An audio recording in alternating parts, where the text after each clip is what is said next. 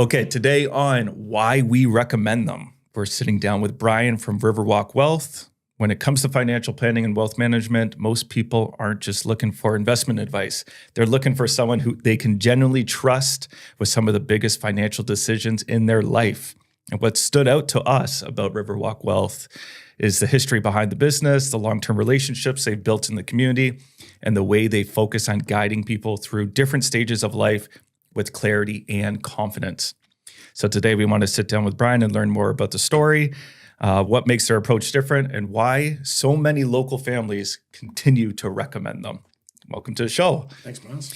Okay, so if someone's listening, watching this, let's just start with, what does your business do? Who do you help? Yeah, that's a great question. So as you alluded to, Riverwalk Wealth has been around for just over 40 years in Newmarket. It was founded by Bill McTavish, and I work very closely with Bill's daughter, Julianne. And what we do is at the end of the day is help individuals and families understand and be more confident with their financial matters. So, whether it's investing for a specific goal, whether it's investing for retirement, whether it's looking at different risks that they have and, job loss, things like that, where insurance makes sense, or even estate planning. So it can be different for different individuals depending on the stage of life that they're at. Yeah. So, for example, this morning I met with a 25-year-old who is starting to save, started her own business, doesn't have typically someone who's working in a business somewhere as an employee would have benefits such as disability insurance, critical illness insurance. This individual, being self-employed, doesn't have these things. So it's one of the things we were looking at, how important it is if she was unable to do her job to have the support required or the finances in order to eliminate some of those risks. Then something like that works for her. Yeah. What got you into, I guess, the industry and then led you to kind of be part of this business and, run it with Jules? Yeah, so I started in the industry. I grew up in Sudbury, went to Laurentian University, graduated. I knew I wanted to get into the financial services industry. Actually, I worked in Banff during my third and fourth year university, or between my third and fourth year university. And one of the ladies I worked with at the time, she asked me, "What do you want your career to be?" And I said, "A financial advisor," really not knowing exactly what that was. And so I got into the financial industry, started on the wholesale side. So worked with various fund companies throughout my years in the industry, started in 1998. And I met Bill. That's where I met Bill McTavish. He was one of my clients. And in 2017, Bill approached me. He was looking at retirement, was looking at succession planning, and asked me if I'd be interested in working with his clients. And that's how I got into this side of the business and working with individual investors. And it was a bit of a transition working with advisors who have more product knowledge, more tax knowledge and things like that. And then started to work with individual investors. And I had to sort of adapt the way that I communicated. Yeah. So now we're 2017, we're like 6, 8, 9. It's almost 9 years. Yeah, 9 years. Yeah. Wow. So how is it now? You're like fully in it now. No, it's fantastic. It's been a great transition. Yeah. A lot of referrals from existing clients, working with the next generation as well. Yeah.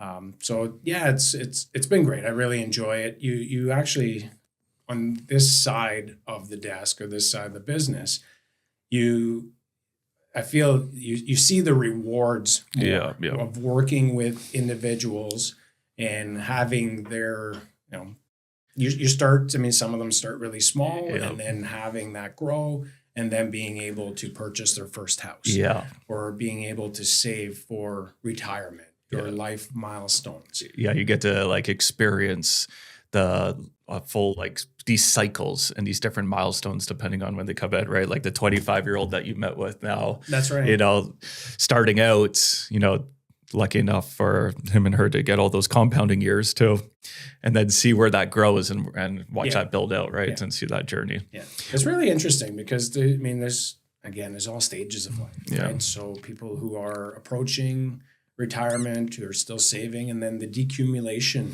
phase where people who are now in retirement looking for the most tax efficient way to draw down their investments if they have an RSP, a TFSA, a non-registered account. And you know, I mean, that's so there's a lot involved that people don't see or don't realize.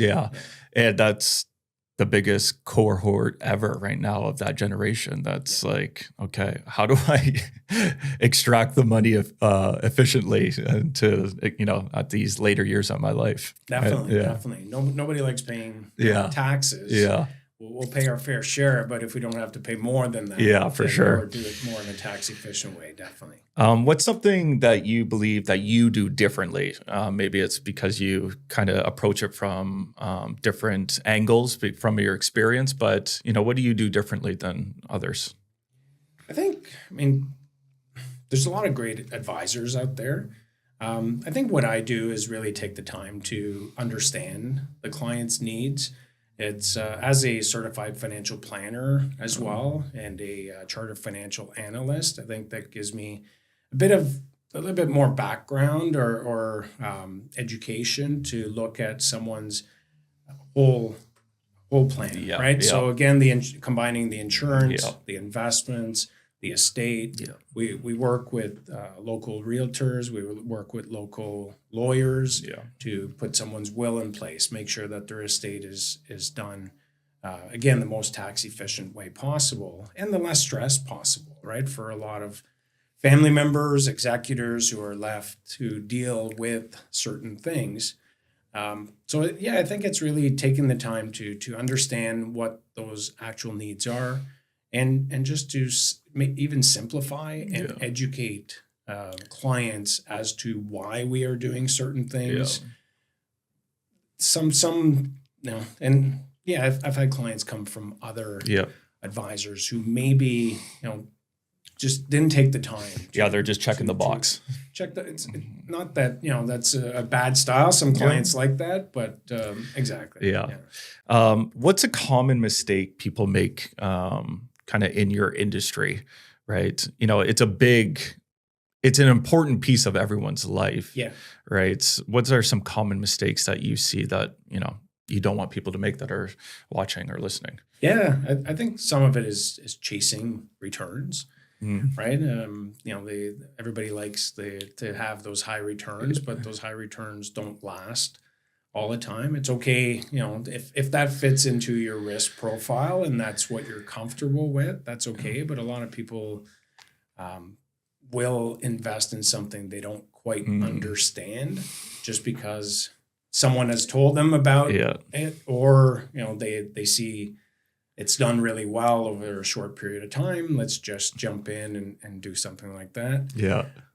That's one of the biggest mistakes I see younger investors do, and I've done it in the past, right? I mean, that's so you sort of learn from your own mistakes when you were younger.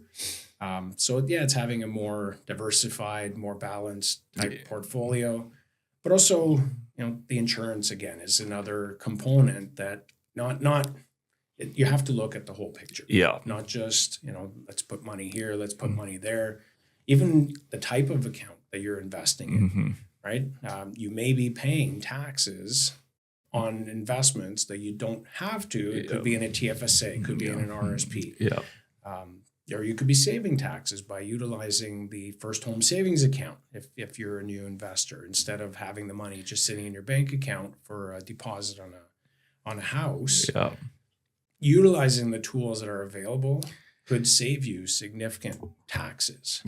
That's why go talk to a pro like Brian. Like, it can save so much money when you're like, I'm investing, but it's like, well, you could be investing in a different vehicle like a TFSA, and it's a completely different thing, right? And so Reach out to Brian. We've seen it. Some people are sitting on hundreds of thousands of dollars in a bank account, not earning any interest, paying tax on what little interest that they are receiving when they don't have a TFSA. And even TFSA, I read all the time about people misusing TFSAs, right? Using them as a savings account, taking money in and out, and CRA reinforcing their rules and saying, no, that's not what it's used for. And, you've over contributed, you're going to pay penalties. So just things like that, using the right accounts for your goals. Obviously the firm has a rich history locally, but what kind of things have you done to help build trust locally at a local level? Yeah, so we sponsor. Well, we partner with the city of Newmarket quite a bit. We sponsor the Pumpkin Parade annually. Julianne sits on the board for the Newmarket Food Pantry. I sit on the board for the Ontario Deafblind Foundation. But we're constantly trying to do things in the community. With clients as well. A lot of clients volunteer their time to different events. So these are things that we do as well. What's something that people probably don't see behind the scenes, right? In your kind of industry category? I think a lot of it is the continuing education, right? Just to get to where we are. We've had to take a lot of courses, a lot of registrations. And then once you're in, it doesn't stop there, right? There's required continuing education credits to maintain your licensing, maintain your credentials, and a lot of research that we do. We meet with fund managers, we meet with tax professionals, we meet with industry professionals to see where the opportunities are, where the risks are, what again taxation changes, right? And we're not accountants, we're not filing people's income taxes, but at the same time, we want to be aware of what's available to provide the best, the most efficient after tax returns as well. But a lot of behind the scenes is education based, is reading a lot and keeping informed of what's happening. Constantly have to be in it, right? Like constantly learning, constantly being tapped into all these kind of changes things. Like, I don't know when it came up, but the FSHA for first time home buyers, right? That was that's a big thing too. And if it's people, you got to be aware of it, how it works, how to properly execute it too. And then as well be educating, clients that may have kids that are looking for their first time home, right? Yeah, definitely. And even the rules change for the home buyers plan, right? So the repayment, the amount that you could take out. So if someone is looking to buy a house, they have these accounts. We definitely need to be aware of those changes. Who do you think's the perfect fit for someone to come work with you? We work with anyone who we enjoy working with, which is but ideally it's someone who's approaching retirement or has just retired and is looking for direction in terms of, again, that income planning, tax efficient income planning. But usually we work with families, right? So we'll work if someone's approaching retirement. Typically they have someone in their 20s, a child in their 20s who could also be saving for a house or needs help. So we'll work with the entire family, and it's different stages along the way. So eventually, it's the estate planning. So people have enough for their own lives, and right now it's very difficult, as you could imagine, for young people to buy a house. Right. So we're seeing a lot of older clients who are gifting money early to their grandkids or to their kids to help them with a down payment on a house. So these are things we will look at. We get a lot of questions, and we have to look at the map. What if you end up in long-term care and you need additional funds? That's not cheap, right? So we'll look at all the numbers and say, okay, well, I know you'd like to gift, but unfortunately, based on your numbers, this is the amount that you should be gifting rather than the larger amount that you had considered. Right? Yeah. Because you have to factor in the what ifs, and unfortunately, it does happen. A lot of people, have more expenses for health issues. I think it's clear. It's like if you have money questions, right? Whatever stage that is, whether you're kind of at the beginning and just starting to build, or you're kind of at the end in retirement, or kind of looking how to flow money around, I think just having a conversation with you is going to drive a lot of clarity, right? Whether they do something with it or not. I think just having the opening conversation of, how do I do X, Y, Z, right? And I think more people should go for the opening conversation wherever they take with it, right? That's right. I think it's going to be way more beneficial than just not knowing. And even I'm sure that there's some people might feel like embarrassed because they're like, oh, I should know this. Yeah. You shouldn't know it. You shouldn't know it. Like, go to the professional. Yeah. Unfortunately, it would be great if everybody knew all this stuff. It does change. Yeah. And what we had learned in school, 35 years ago would be different now, but still, we're not taught in school. So it is just having a conversation, asking questions, both sides, asking questions, getting a better understanding, and then providing some feedback is definitely beneficial for everyone. Yeah. What's next for the business as it continues on? Just do more with more people, more, better, faster. What's the plan for Riverwalk? Yeah, I think that's the next generation. So Miley is working with us now. So Miley's Julianne's daughter, as you know. And my daughter started working with us this summer. She's a second year university student going into her third year, but has shown interest in the business. But there's also, we're looking to, first and foremost, it's, work with our existing clients and provide the best service that we can, improve the technology, which is always something that we continue to do. And then from there is expand with the next generation, bring on some younger advisors who can continue to grow the business with us. Love it.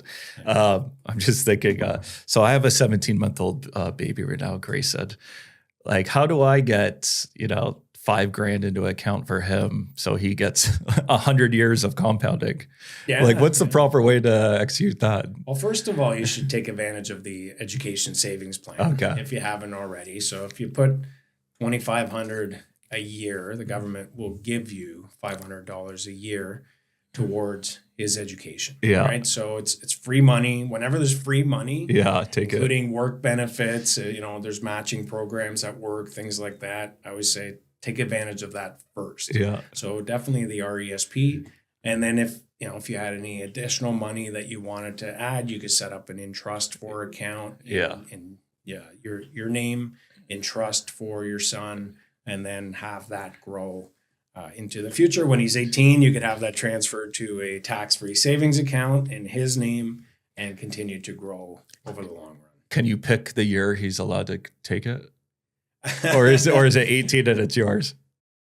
If you have a formal trust done up by a lawyer, then yes, you can. You can put that in there, the stipulation. I'm just thinking, like, obviously that didn't happen for me, but if I turned 18, I'd be like, I want it all right now. And really the answer is you don't need it right now. Take it at 40 or 60. If it's a large amount, a lot of investors will put together a formal trust where you're the trustee. There's trust. The writing is the trustee has some wiggle room on when to pay out the proceeds of the trust. You could definitely do that. But if it's just a regular sort of in trust for account, then no, at 18, it's legally theirs. If they don't know about it, maybe you can hide it from them. But at 18, it is legal. All right. Yeah. I'll get the lawyers that we recommend and get them on and be like, how do I? For sure. But it is a great idea. I'm seeing that more and more. Yeah. Where clients want to start, for their young children. You put your money, because the time horizon yeah, exactly. is so long. Yeah, so many doubling You're invested years. in a diversified Yeah. portfolio of equities, an ETF, an index fund, or managed portfolio. Time is on your side. Yeah. That's how Warren Buffett became one of the most successful investors, is because he lived so long. Yeah, exactly. And he didn't sell his investments. He continues to hold on to them. Yeah, like if you look at like his net worth, it really didn't start to cook until like after 60. It was like then 65, 70, 75. That's when it was like the big numbers started to really double, and then it got crazy. Exactly. It's pretty amazing. This is just an interesting question for me is, so are you like watching for new companies that are going public just because you like you're in the world and stuff? I'm just thinking like SpaceX is going to be the new big and probably the biggest public company offering, right? Yeah. How do you think of like that? What do you think about SpaceX and going public? Do you think it's going to be, and this is not financial advice. This is not financial advice. I mean, we don't recommend individual companies or stocks. It's more diverse portfolios. There are some of the investment managers that we work with that are invested in SpaceX as a private company already. So they've invested in Tesla when it was a private company. They've invested in Facebook when it was private. So there are those opportunities. It's a smaller portion of an overall portfolio. Yeah. SpaceX, I don't know enough about it, to be honest with you, but Elon Musk obviously has been very successful with a lot of his endeavors. I do believe that, in the long run, there may be a significant opportunity. Yeah. They have data centers in space. Yeah, exactly. Space travel. Yeah. It's just like this new frontier that's he's the captain of. And then it'd probably be volatile, right? It's not an investment for, it's not RBC. It's not a Canadian bank that pays a regular dividend. Very, definitely stable. Not. Exactly. And I'm sure did everyone start coming to you guys and be like, Nvidia? Yeah, Nvidia. I mean, sometimes, again, it's great. It's done extremely well. Yeah. But you don't want all your eggs in one basket. Yeah, for sure. What if it doesn't work? Yeah, right? exactly. Everyone came to us with marijuana. Yeah. Right? I want to buy marijuana stocks. I want to buy Canopy. I want to put all my money in there, and those stocks are down 90%. Yeah. I started in 1998 in this industry, and it was just before the tech bubble. Yeah. Right? 98, 99. I know you're younger than I am. Pets.com. But pets.com, exactly. So, I'm because of that, I think, history sort of your historical experiences mold you and your way of thinking. Yeah. And I saw a lot of money, or I saw a lot of people lose a lot of money during that time period. Nortel. And exactly. and never make it back. Yeah. Right. So I think having a diversified it's got to be a basket. A basket. Yeah. And there are baskets for all types of risk profiles, right? If you're younger and you want to be more aggressive, or even older and you want to be more aggressive, that's okay as well. Yeah. But some people don't like risk at all. We offer GICs, right? Some people just want GICs. Yeah. They can sleep at night. They don't have to worry about Iran or what's happening in the US or the USMCA that's coming up for renewal soon. Yeah. So, but everybody, again, it depends on the risk profile. We'll put together a portfolio that matches, what it's really ultimately it's the best return you can get for the amount of not losing sleep. Yeah. Right. So that's what we do. Yeah. I think we got no money now because we just built a house, so it's all gone. But once we build past that, I want to split it up and have a Lisa account and have her just be the nice, safe one that grows in this. But I'm the entrepreneur. I'm like, let's go. That's right. Give me the high risk one. Yeah, exactly. But don't pick individual stocks. You might as well go to the roulette table if you're going to be doing that. Yeah. What kind of experience do you hope people walk away from after working with you? Obviously you're there for the long term, right? Yeah. So you're going to be watching them grow, but what's the kind of feeling experience that your customers have, your clients have? I think it's peace of mind. Really, they come out, just feel better about their overall financial situation.